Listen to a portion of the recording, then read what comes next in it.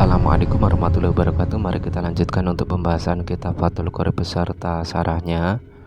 Mudah-mudahan bermanfaat. Bismillahirrahmanirrahim.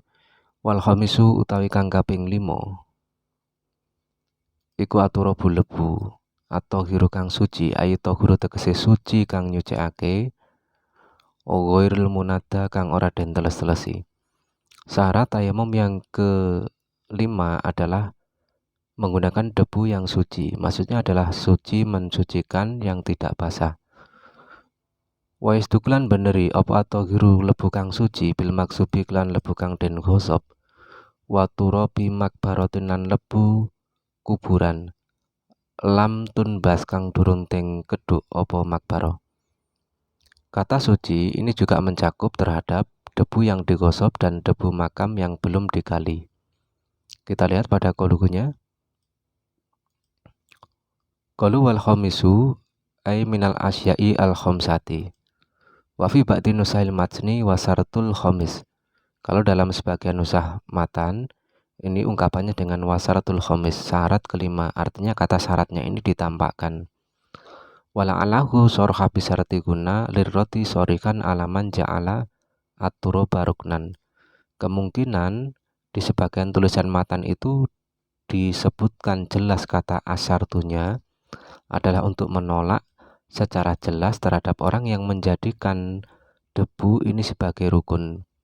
Kalau kita dalam Fathul Qoribnya bahwa debu ini dijadikan sebagai syarat bukan sebagai rukun.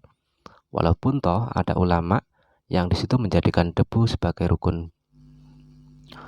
Qalu aturabu bijami anwa'ihi. Maksudnya debu ini adalah dengan berbagai jenisnya ya. Ada yang di situ debu yang bisa digunakan untuk berobat, namanya tinul armani. Dan ada lagi debu yang dibakar selama debu itu tidak menjadi abu. Kalau sudah menjadi abu maka tidak mencukupi, seperti dalam kitab Raudhah dan asalnya Raudhah. Kemudian ada lagi namanya tinu misro. Tinu misro itu disebut pula dengan debu tofal ketika dia ditumbuk dan menjadi debu yang tipis, maka itu juga mencukupi.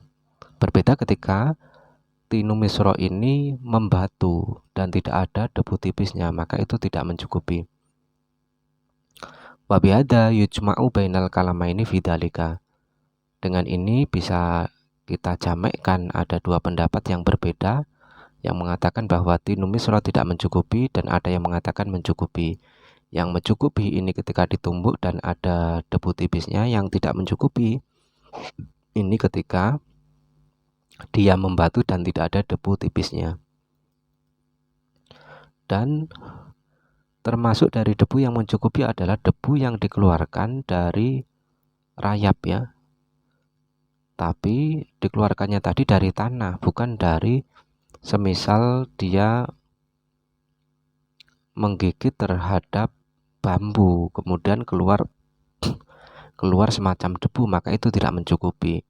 Walaupun toh tanah tersebut bercampur dengan air liurnya setelah kering, maka itu tetap mencukupi walaupun toh sudah berubah warna, bau dan rasanya. Terus ada lagi namanya tanah butoha. Apa itu tanah butoha? Ma fi masilil ma'i, yakni tanah atau debu yang berada pada tempat mengalirnya air. Kemudian ada lagi namanya tanah pantai, yakni tanah pantai yang di situ belum muncul garamnya. Fa jami'u ma yasduqu alaihi ismu turabu kafin. Maka kesimpulannya seperti ini. Semua hal yang di situ bisa dikatakan dengan nama debu, hal itu mencukupi sebagai syarat untuk tayamum. Min ayyi mahalin ukhida, dari tempat manapun debu itu diambil. Walau min dhahri kalbin, walaupun toh dari punggungnya anjing. Idalam yu'lam tanajusut turab bil ma'khuti minhu, ketika tidak diketahui kenajisan debu yang diambil dari anjing tersebut. Wa'lam anna turaba ismu jinsin ifrati bikilafi romali fasmu jinsin jam'i. Ketahuilah kata turab ini merupakan isim jenis ifrati dan kata romal ini merupakan isim jenis jam'i. Kalau debu ini namanya isim jenis ifrati, Kalau kata romal ini namanya isim jenis jam'i. Apa perbedaan dari keduanya? Di sini sudah ada ta'aleknya ya. Kalau namanya isim jenis ifrodi itu madalah alal makhiyah labiko yudikilatin au kasrotin, sesuatu yang menunjukkan kepada hakikat tanpa ada pembatasan sedikit ataupun banyak. Fayakou alal kasir wal kolil, maka namanya isim jenis ifrodi ini bisa terjadi pada hal yang banyak, juga bisa terjadi pada hal yang sedikit fi anin wahidin, di satu masa. La ala sabil badal, tidak dengan cara penggantian, seperti ma'in, wa turabin, wa asalin, wa kholin, dan lain sebagainya. Berarti kata turab itu menunjukkan mahiyah, hakikat dari benda itu sendiri tanpa ada pembatasan apakah itu sedikit ataupun banyak. Berarti kalau sampean mengatakan turabun debu itu bisa sedikit bisa banyak ya, tidak ada pembatasan ini sedikit ataupun banyak ya. Kalau isim jenis jam'i ini madalah ala aktsara min isnaini. Isim jenis jam'i itu berarti menunjukkan lebih dari dua ya. Lebih dari dua, tidak ada yang sedikit. Kalau yang ifrodi ini bisa sedikit bisa banyak. Maka kalau sampean sudah memahami bahwa turab ini termasuk isim jenis ifrodi dan romal ini termasuk isim jenis jam'i, ketika ada orang mengatakan pada istrinya anti tolikun bi adati turab, kamu saya talak dengan bilangan debu, maka ini nanti akan jatuh satu saja, karena namanya turab itu bisa sedikit bisa banyak, bisa 1, 2, dan 3 dan seterusnya. Berbeda ketika seseorang itu mengatakan bi adati romal, kamu saya talak dengan jumlah bilangan kerikil, maka talaknya akan jatuh 3, karena yang namanya ismul jinsil jam'i ini hanya berlaku pada perkara yang lebih dari 2 saja. Qalu at-thahir artinya debu yang suci, ini juga bisa mencakup terhadap debu mustakmal. Oleh karenanya Kiai Syareh butuh untuk menjelaskannya dengan penambahan ayat tohur, artinya debu yang suci mensucikan, sehingga mengeluarkan debu yang mustakmal. Qalu hurul munada li'anal munada yalsoku bil udwi wala ubarolahu. Kenapa debu yang suci mensucikan ini tidak boleh basah? Karena kalau basah dia akan menempel pada anggota sehingga tidak akan ada debunya. Qalu wa yasduku at-tahiru bil maksub wa bil masruk wal mauquf, dan dengan debu yang dicuri ataupun debu yang diwakafkan. Wa minhu turabul masjidi ad-dakhilu fi waqfiyatihi fayasihu atayamu bihi ma'al hurmah, dan masuk lagi adalah debu masjid yang masuk di dalam wakafnya, maka sah menggunakan debu-debu tersebut tapi besertaan dengan hukum haram. Artinya masalah suci tidaknya benda itu tidak terkait dengan masalah haram tidaknya ya. Ini hukum lain atau sesuatu yang berbeda. Tetap sah menggunakan debu-debu tersebut namun besertaan dengan hukum haram. Qalu turabu makbarotin bitasrisil ba-nya bisa dibaca 3 ya. Boleh turabu makbirotin boleh, makbarotin boleh, makburotin juga nggak masalah. Qalu lam tumbas walau ihtimalan, walaupun toh masih kemungkinan. Jadi umpama ada makam di situ masih kemungkinan sudah dibongkar ataupun belum, maka hal itu juga mencukupi untuk tayamum. Sehingga kalau sampean itu ragu apakah makam itu sudah pernah dibongkar atau belum, hukumnya sah untuk bertayamum dengan menggunakan debunya. Kenapa? Li'anal asla atau haro, karena hukum asalnya debu itu hukumnya adalah suci. Berbeda kalau sudah yakin pernah digali, maka hukumnya tidak sah untuk digunakan bertayamum. Kenapa? Li'anna turabuha mutanajisun, karena otomatis debunya ini akan menjadi mutanajis. Lihtilatihi bisodidil mauta, karena dia bercampur dengan nanahnya orang yang mati. Lakin yufa'anil qalili minhu ad-dakhil finni'al, akan tetapi sedikit dari debu yang telah tercampur dengan najis tersebut ini diampuni tatkala dia menempel pada sendal. Kita lanjutkan pada Fathul Qoribnya, wa yujatulan den temu fi ba'di nusahi, ing dalam sebagian tulisan ziyadatun utawi tambahan, fi hadza sarti ing dalam iki syarat, wa hiya utawi ziyada iku lahu hubarun lafat lahu hubarun, Dan ditemukan di sebagian tulisan kitab matan ini penambahan di dalam syarat yang kelima ini. Penambahnya apa? Yakni kata lahu hubaron sampai akhir. Lahu iku kedua itu rob hubaron utai beletuk. Debu tersebut harus memiliki debu yang halus atau debu yang berterbangan. Kita lihat pada qauluhunya. Qauluhu wahiya lahu hubaron wahiya idohun. Kata lahu hubaron, debu itu harus ada debu yang berterbangan ataupun debu yang halus. Ini merupakan penjelasan saja. Li'ana min sya'ni turabi ayakuna lahu hubarun. Karena potensi dari debu itu pasti ada debu yang berterbangan atau debu halusnya. Hakata qalahu al-Masyi, dan inilah yang diungkapkan oleh Imam Barmawi di dalam syarahnya. Lakin qala fi syarhil minhaj wa kharaja bi lahu hubarun mala hubarolahu ay katurabi al-munada. Akan tetapi di dalam syarah minhajnya ini dikatakan bahwa dikecualikan dengan debu yang di situ ada debu yang halus atau debu yang berterbangan adalah debu yang tidak memiliki hal itu. Seperti halnya debu yang basah. Debu yang basah itu otomatis kan tidak ada debu yang berterbangan atau debu halusnya. Maka hal itu tidak mencukupi. Artinya berbeda ya. Antara debu dengan hubar itu sesuatu yang berbeda. Tidak semua debu pasti ada hubarnya. Seperti itu menurut apa yang disampaikan dalam syarah minhajnya. Walaupun toh Imam Barmawi mengatakan potensinya pasti ada seperti itu. Fa'in kholatahu mongko lamun nyampuri ing turap apa jasun gamping romlun utawa kerikil lam yujzi mongko ora nyukupi apa turap. Maka ketika debu tersebut dicampuri dengan gamping ataupun dengan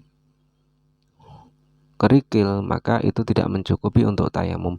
Wa hadza utaiki perkara iku muafiqun kang nocok lima maring perkara kala kang ngendika ing ma sapa Nawawi Imam Nawawi fi syarhil muhadzab ing dalam syarah muhadzab, dan ini cocok dengan apa yang dikatakan oleh Imam Nawawi dalam syarah muhadzab dan tasihnya. Lakinau tetapi Imam Nawawi fi Raudhati ing dalam kitab Raudhah wal Fatawi lan kitab Fatawa iku jawaza menangake sapa Imam Nawawi dalika mengkono-mengkono kholatahu ila akhir. Akan tetapi Imam Nawawi sendiri di dalam kitab Raudhah dan Fatawi ini memperbolehkan hal tersebut. Kita lihat pada qauluhunya, qaulu fa in kholatahu hada isyaratun ila annahu la budda ayakuna kholisan minal kholiti alati yalsiku bil utmi. Kata fa in kholatahu, ketika debu itu bercampur dengan gamping ataupun dengan kerikil, maka itu tidak mencukupi. Ini memberikan isyarat bahwa debu itu harus murni dari percampuran yang bisa melekat pada anggota tayamum. Kalau nggak melekat ya nggak masalah. Ini yang jadi masalah itu ketika digunakan tayamum ini bisa melekat pada anggota tayamumnya. Kalau jisun, ini bisa jisun boleh, bisa jasun juga tidak masalah. Bikasir jimi wa fatiha. Qauluhu auramlun wa kadha ghairuhu. Tidak hanya gamping ataupun kerikil ya pencampurannya, tapi selain dari keduanya tersebut ya. Mingkuli mukhalitin, dari setiap pencampuran apapun itu. Kata kikin seperti halnya tepung ya, walaupun pencampurannya ini hanya sedikit. Qauluhu lam yujzi bi dhamil ya'i wa sukril jimi minal ijza'i. Kata lam yujzi ini dengan mendomah ya-nya berarti dari masdar ijza ya, ajza'a yujzi'u ijza'an. Kalau di fathah berarti lam yajuz seperti itu. Ini dari kata jawaz ya. Jaza yajuzu jawazan seperti itu. Wal awalu aula, dan yang pertama ini berarti bacanya lam yujzi ini lebih utama.